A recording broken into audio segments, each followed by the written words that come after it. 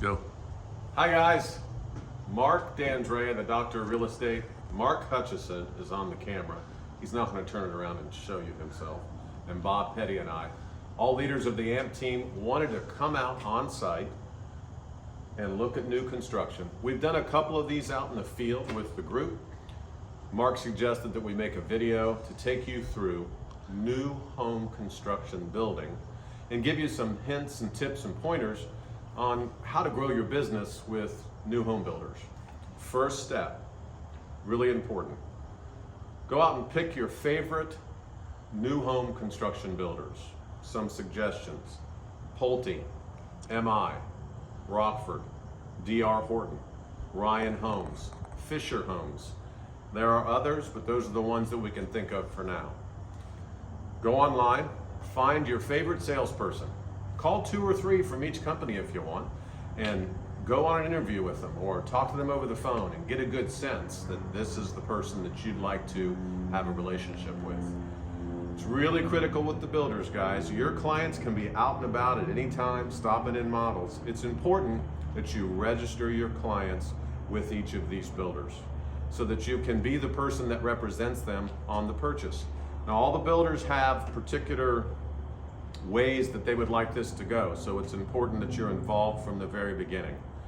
One of the things we're not going to ask anybody to do as a new home sales rep is involve you in the process if you weren't involved in the process to begin with.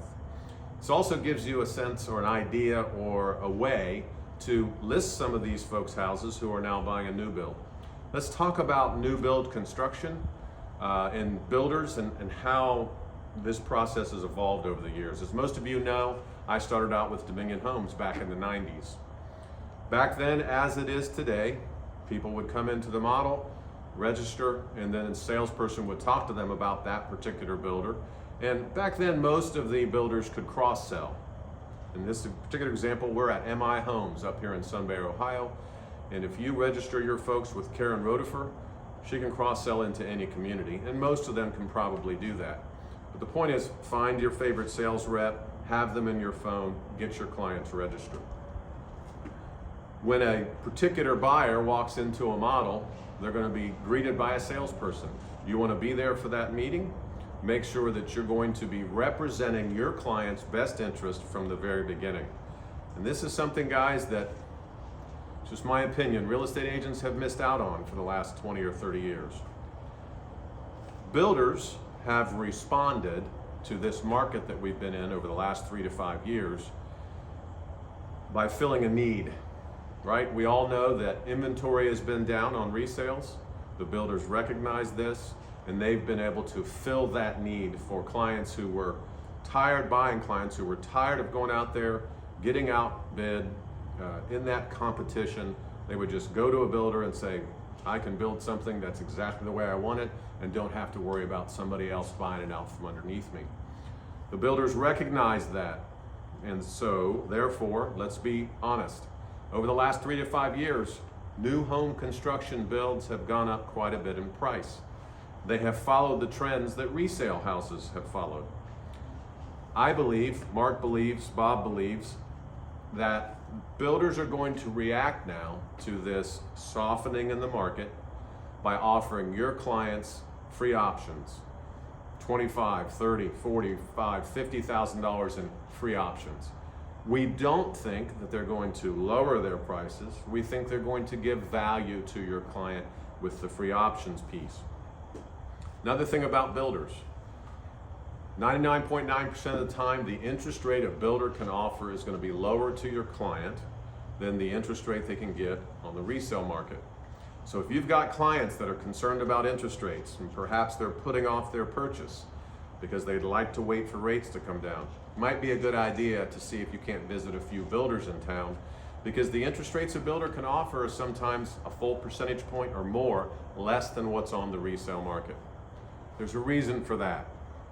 As we all know, builders have budgets, and half that interest rate is bought down by the builder.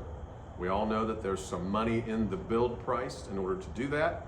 The other part of it is the builders are just willing to go ahead and eat some of their profit to incentivize your clients to go do a new build rather than a resale. So understand that as part of the process. The other reason that Mark suggested this video, and this is really important, the agents on the AMP platform can offer their services and a tremendous value to their buying clients when it comes to new builds. In the old days, when I would have an agent bring a set of buyers into my model, they would sit there in the corner of the office, relax, I would do my job, their client would buy a Dominion home, in this case a Pulte, and they would get paid their 3%. I would see them then at contract and at closing, generally speaking. That's not the manner that the AMP team platform members are going to behave. Guys, we want to stay with our clients throughout the build process. This can be 8 to 12 or 14 months long. There are several opportunities for you, and we're going to show you quite a few of those today, for you to add value for your client so that they understand fully that you're worth every penny the builder's paying you, and act as a buffer between your clients and the builder. There's a lot of things that go into new construction. It's a stressful process for your clients, right? They have to pick out all their colors. They have to pick out their floor plan. They've got to pick out their options. They've got to wait for this all to come together. The weather affects the build time. The builder is subject to being able to construct a home because of the weather. So there's a lot of pressure on your clients. That pressure sometimes gets translated or transferred to the builder. Why isn't this happening this way? Or how is it happening that way? You can be an outstanding value and be of tremendous assistance to your buying clients, and you can buffer the builder from some of the things that your clients really shouldn't be concerning themselves with when it comes to new construction. So you bring a tremendous value to new builds, guys, and it is a market that we should absolutely leverage and take advantage of in the years to come. Back in the day, lots of communities being built in town or in cities or towns surrounding Columbus. We all remember how much Hilliard has grown, and we see it today. Gahanna, Reynoldsburg, New Albany, Dublin, Grove City, Groveport, Obetz, Etna. These are all towns that are around Columbus that experienced tremendous growth in the late 80s, throughout the 90s, and clear through the 2000s. Well, now it's starting to push out into the country. We happen to be in a community that's out here in Sunbury, Ohio. It's on many, many acres. You've all heard about the golf courses that are being converted of late. Blackhawk, Aerosmith. There's rumor that Bentry and others are going to be sold and developed. So this is a market that's been here for a while and is coming on strong. We need, as AMP platform team members, to represent our clients well and take advantage of what's out here. And these are all great sales for us to make. Have the builders over the years decreased the amount of money they're willing to pay an agent for representing a buyer?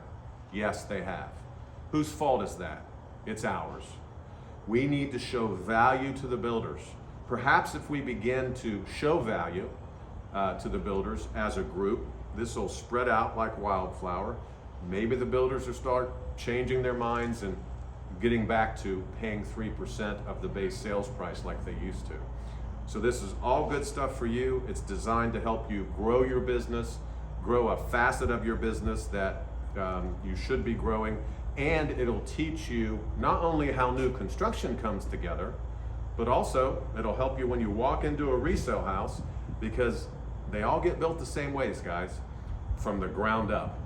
All the same construction techniques are used. So let's go through those phases real quick, and then we're going to show you some of those things. Pretty simple stuff. It starts with excavation. They got to dig a basement. Then the foundation is built on footings. After the foundation is in, and let me just make a point here. Keep in mind that all of these phases of construction are not only overviewed or oversawn by the superintendent or construction manager of each of the builders, but every township or county or municipality upon which these houses are being built, all of those inspectors come in too, and they have to approve the house as it goes along. So with that said, you've got excavation, foundation. After that is framing. After framing is rough mechanicals.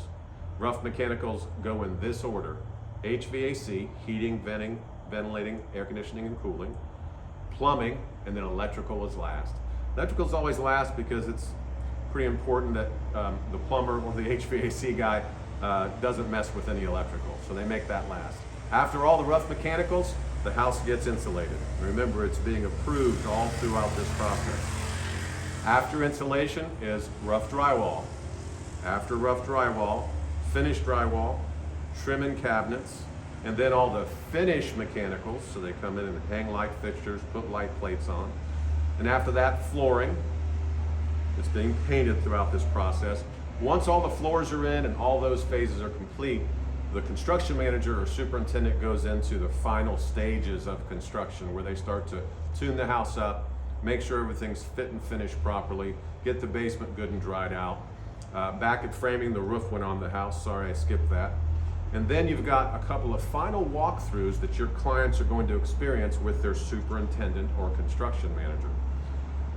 It's really important throughout all these phases, guys, that you visit the house with your clients.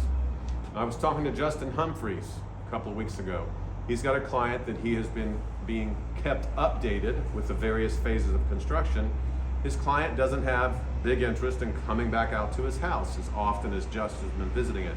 Whether your client wants to go or not, it'd be a good idea to set up times to do this in each of these phases I mentioned earlier. But whether they want to go or not, guys, you should go. Make lists of things that you see, that you have questions about, or that you think might be important for your client to bring up to the superintendent, and then put those on your client's plate because your client is going to be the one communicating with the superintendent. Generally speaking, the superintendent isn't working for you, right? They're working for the buyer client. So they're going to pay attention to what they say. And that will help your client get through the process with less stress. It'll help the builder be buffered a bit from your client, and it'll also teach you a lot of things about new construction, and then again you can transfer that to resales because those houses built 3, 5, 10, 15, and 20 years ago were basically built the same way that this one is. Do things get better? Construction techniques improve? Sure, but everything comes up out of the ground the same way. So it's important that you're involved in that. And then of course after those final walks and the house is all ready to go, you've got a closing, which is where your client gets their keys and you get your check. Guys, it's really important to take what you can from this video, make this a part of your game plan moving forward. It may end up being one of the tools that we put on the platform.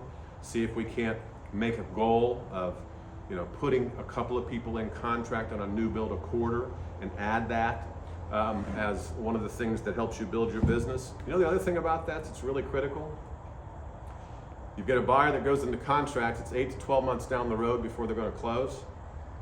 What can you do with that client in the meantime besides be the value that we've talked about in the video?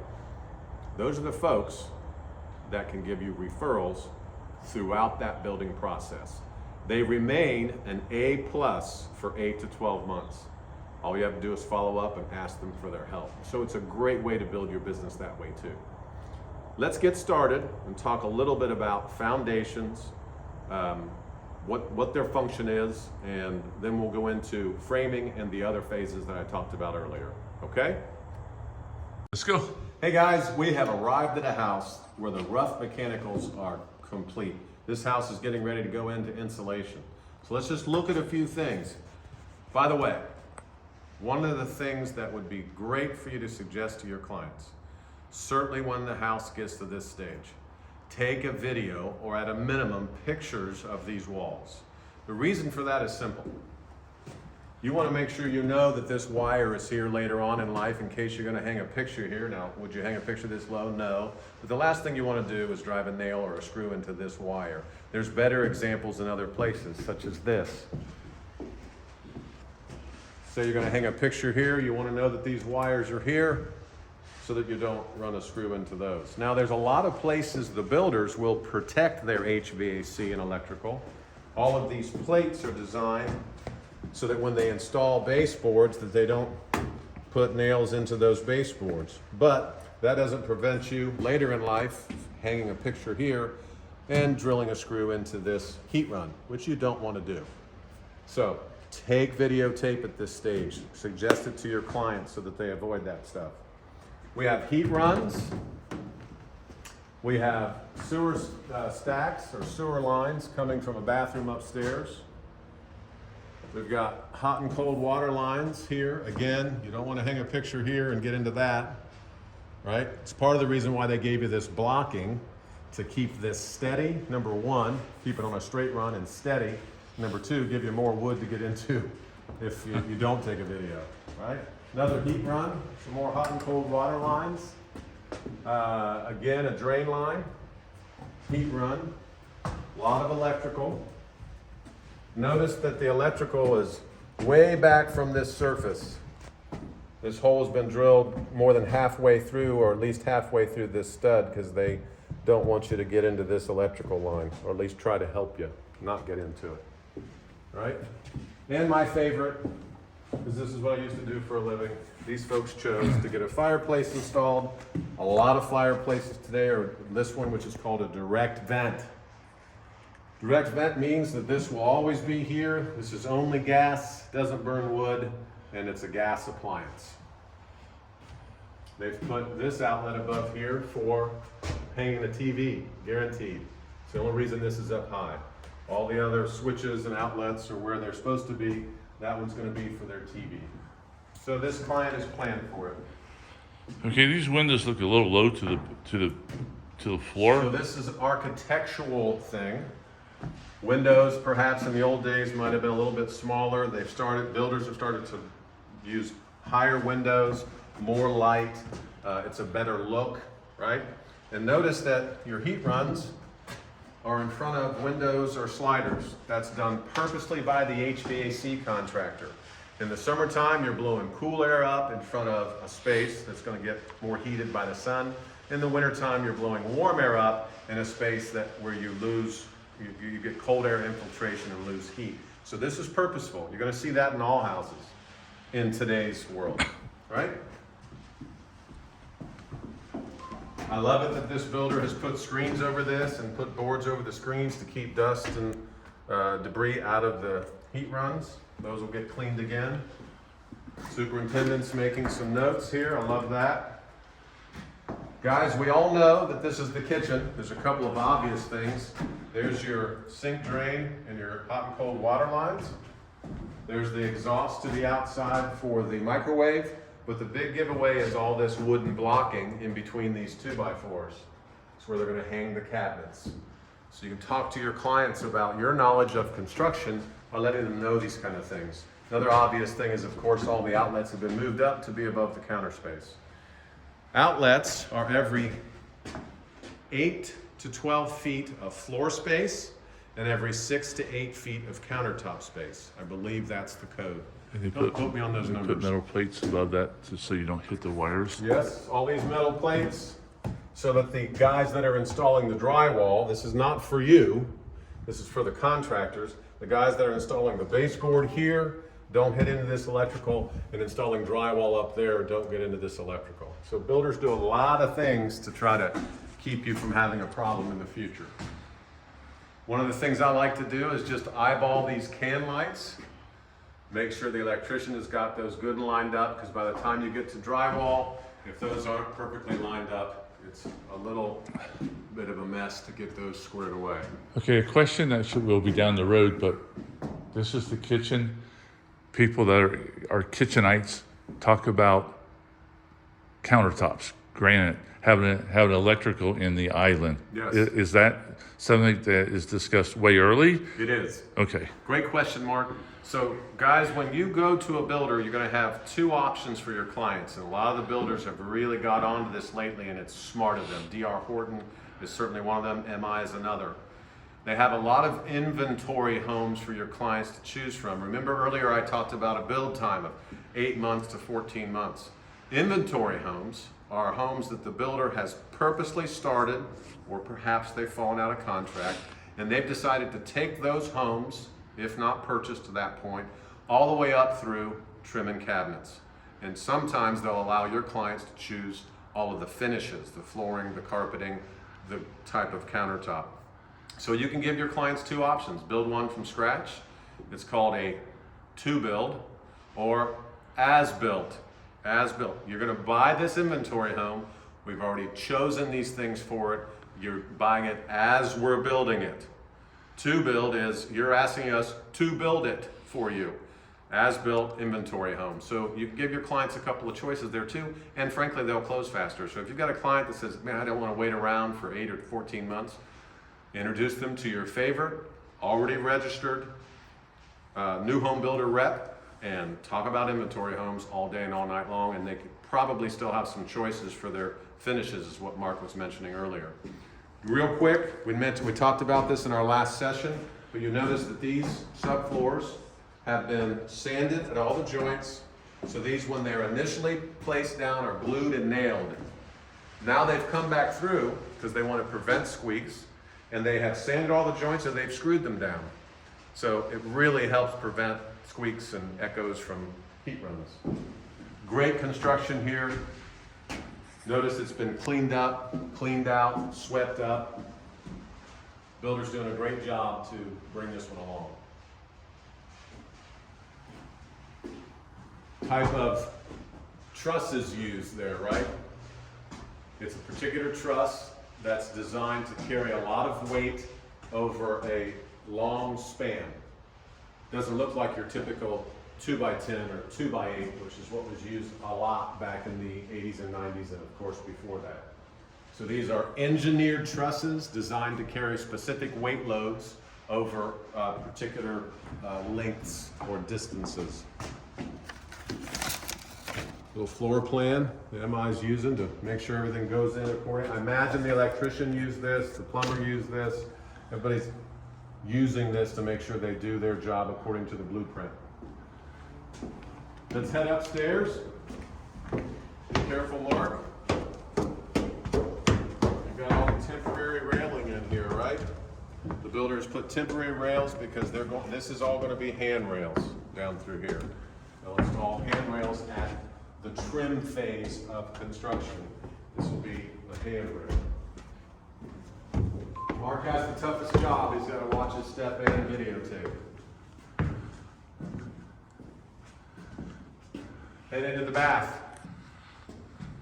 Outside wall, insulated to protect you against moisture coming through. Obviously, that's a source of heat loss or air conditioning loss, so they insulate those now. Exhaust fan has to go all the way out to the outside of the house. In the old days, this exhaust fan would have stubbed into the attic, maybe gone a few feet, and then you have moisture going into your attic, and that's a no-no. Guys, this is a GFCI outlet. GFCI outlets are used any place where there's possibility of you having water on your hands, or particular one isn't fired up, so it's not clicking. Let's talk about windows for a second. We talked about this at our training. These are single hung, meaning this is the only sash, this is a window sash that moves. If it was double hung, both of these would move. Single hung, it's double paned. There's 2 panes of glass in each of these sashes. And there's some type of gas, either argon or something else, between these panes that helps with the R value. The gas in between these panes is designed to reflect heat back to its source. So sunlight reflects out. Heat produced by your furnace reflects in. Very efficient. They're vinyl, single hung, double paned windows. This particular brand is Silverline. Used to be an Anderson brand, it may still be, don't know. Good windows. Most builders are using vinyl windows or wood-clad vinyl windows in today's construction. In the old days, windows were aluminum, single paned. They could be wood, single paned, and a lot of the houses had storm windows that were installed every fall and taken off every spring in order to help that house maintain its heat in the winter. Okay, bedroom. This is, a lot of people are doing ceiling fans now, but they're not always installed. Is that something they asked for early on? Okay, so builders are going to have particular specifications. Some builders are going to, most builders in today's world will provide you with overhead ceiling lights in all your bedrooms. This particular one is a single pole switch So I have a feeling that this is just a light, and if you converted it later, it is attached to wood, so it could carry the weight of a ceiling fan. But right now it's just a light. Okay. Okay, and before they started doing overhead ceiling lights in bedrooms, guys, this switch, because it was code, would be associated or attached to one of these outlets, and it would control half of that outlet, and it was called a switched outlet. So you could plug a lamp in when you come into the room, and that's the reason for that, by the way. They don't want folks stumbling into darkened rooms, so you either have a switched outlet with a lamp, or you have an overhead light provided by the builder.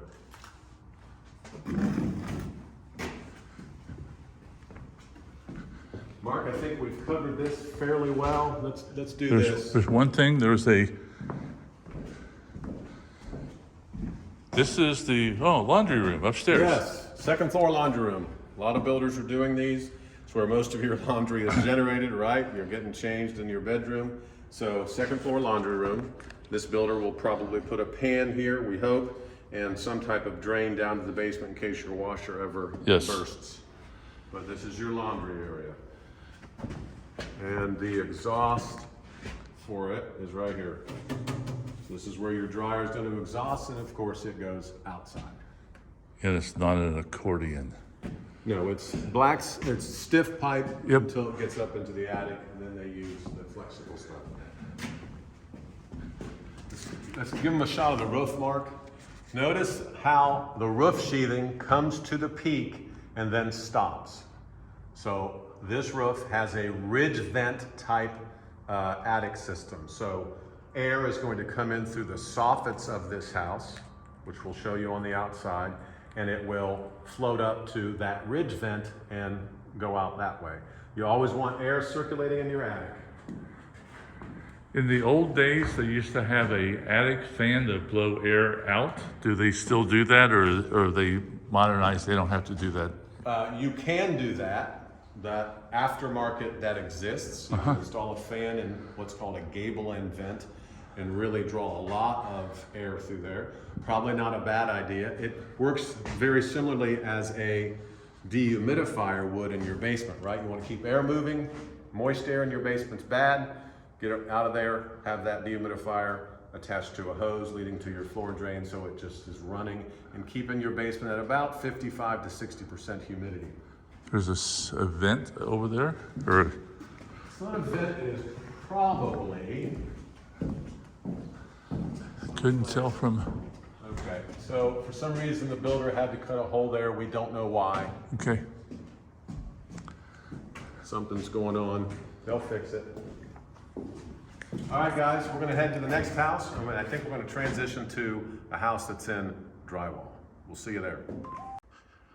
Go. Hey, guys. We're trying to find a house in insulation.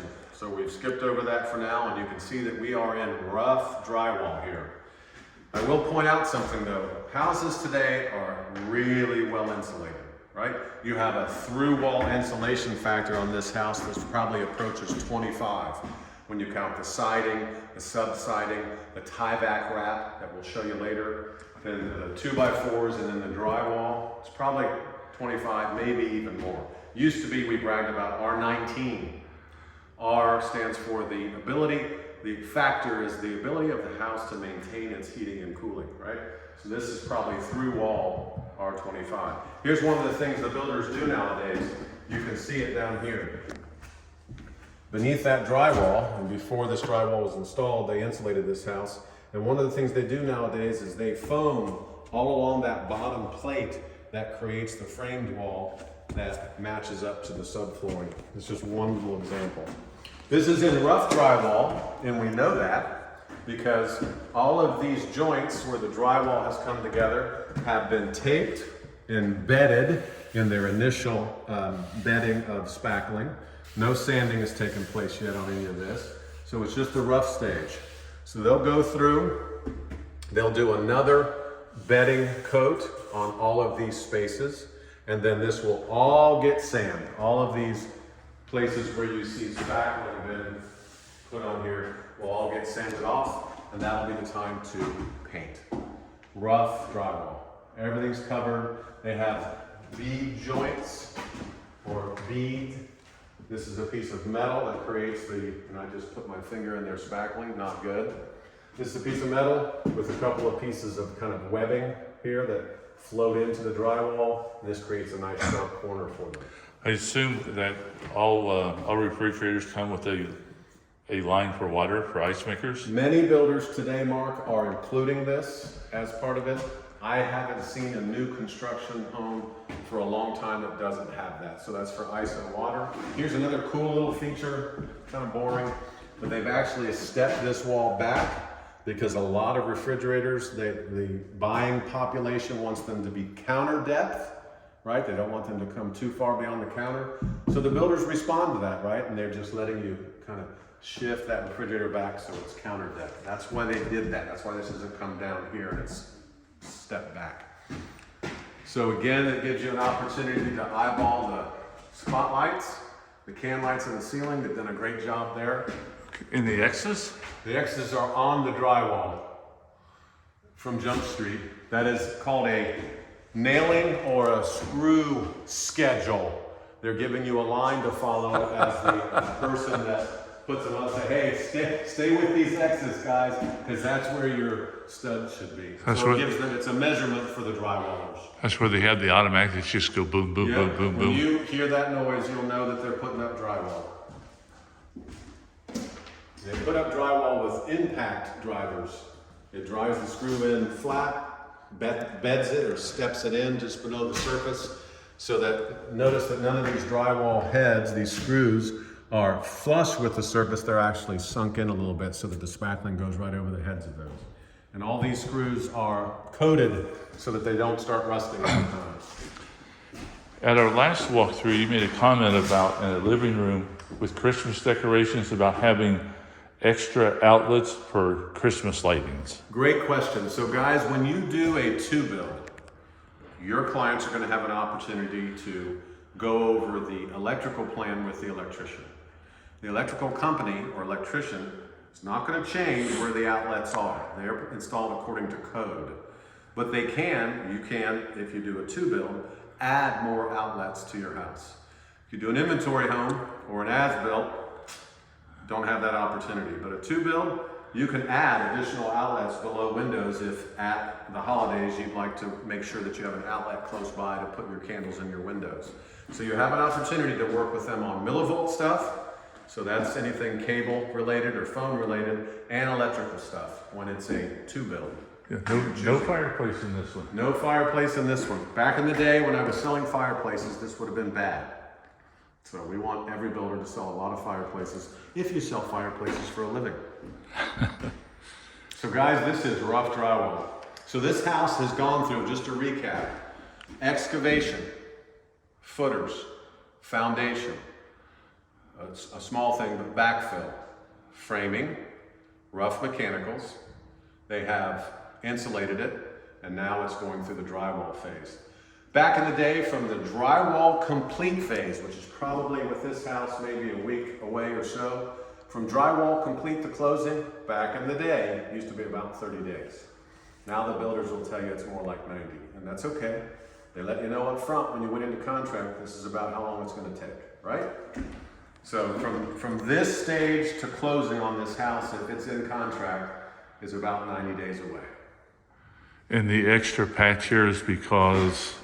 The width of that? Yes. The drywaller must have seen something about this particular sandwiching of the drywall that he noticed he wanted to go wider with his spackling. Okay. So it's just the drywaller made a decision to go wider. And it looks to me like they're going wider at the ends of all what are called these butt joints. They butt these pieces of drywall together. It looks like they're going wider at the ends of all of them. It's probably a place that the drywaller has learned over time may sag, so he wants more coverage in those particular areas. Great question, Mark.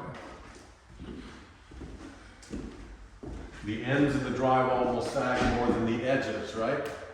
Yes. They don't sag on lengthwise, they sag on the ends where all the weight is. Guys, we're gonna go try to find a house that's in trim and cabinets next, because that's where we're going. Trim and cabinets, paint, finish, then the house is ready for close. We'll see you at the next house. You can start. Hey guys, we have arrived at the model. We've skipped right through trimming cabinets, finish paint, finish work, and now you're seeing a home that obviously has come together. And yes, it's the model home up here in this community with MI Homes. But you see how we can go from drywall to finish. And on this video, it was in a flash.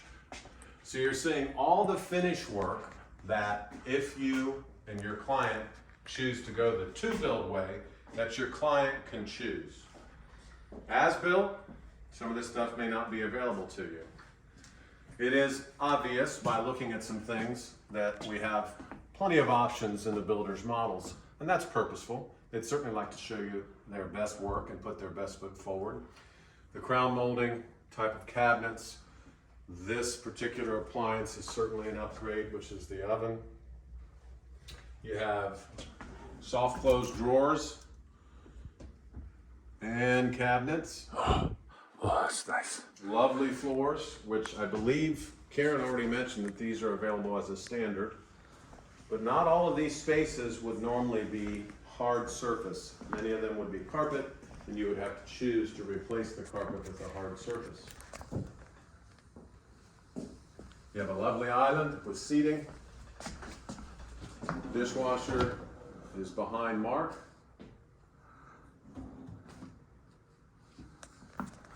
And now we have a much better idea of how a home comes together. Guys, we're going to finish up this video for you. Again, reasons for doing this for you. New construction is going to be an outstanding way for you to build your client and database. Builders are going to begin to offer some options and opportunities for you. Their interest rates are great. Again, full point, 1.5 lower. If your clients can't find that resale opportunity, have yourself 5 or 6 lovely builders that you can visit. Make sure that you can get folks registered in advance and then show them through the process, whether they choose a to-build, which is obviously they're making all the choices from start to finish, 8 to 14 months, or if for some reason they don't have that much time, you've got a lot of inventory out there. Think of builders as another source of inventory for you. Inventory on resales over the last 5 months has gone from 1,650 up to averaging 3,300 to 3,400 today. So twice the amount of homes are on the resale market. Well, the builders knew that was coming, right? So they've started putting a lot of inventory homes together for you and your clients. Become an expert in new construction. Take that information to the resales that you're showing your clients. Teach them about real estate value. Furnaces, hot water tanks, electric panels, construction, how things come together. Be a great value and be of great assistance to you, yourself, your family, and of course your clients. Hope you guys enjoyed this video. Mark, thanks for suggesting it. Can you go around the corner here and I love these cubbies. Okay, Mark wants to see some cubbies. Hey, I'm here to meet Karen.